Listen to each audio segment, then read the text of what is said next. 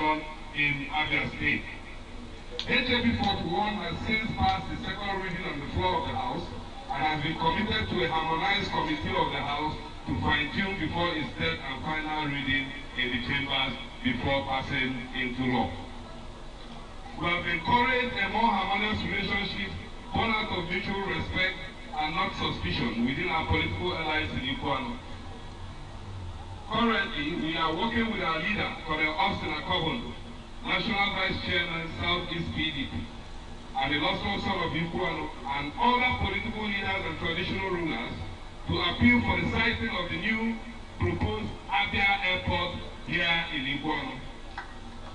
I have, on the instruction of our leader, led a powerful delegation of traditional rulers and political leaders to meet with the committee set up for the implementation of the airport project, which is headed by His Excellency, the Deputy Governor of Abia State,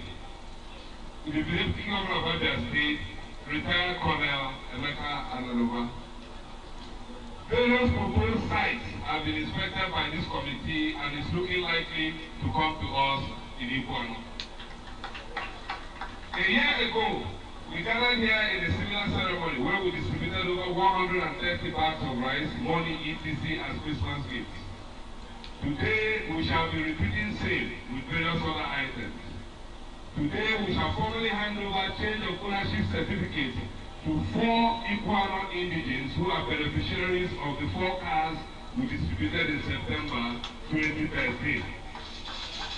We shall also distribute today 9 units of deep freezers, 8 units of motorcycles, 10 units of hair dryers and washing stands, 37 units of electric generating sets, 85 units of wrappers, 40 units of hair clippers, and 2,000 units of exercise books.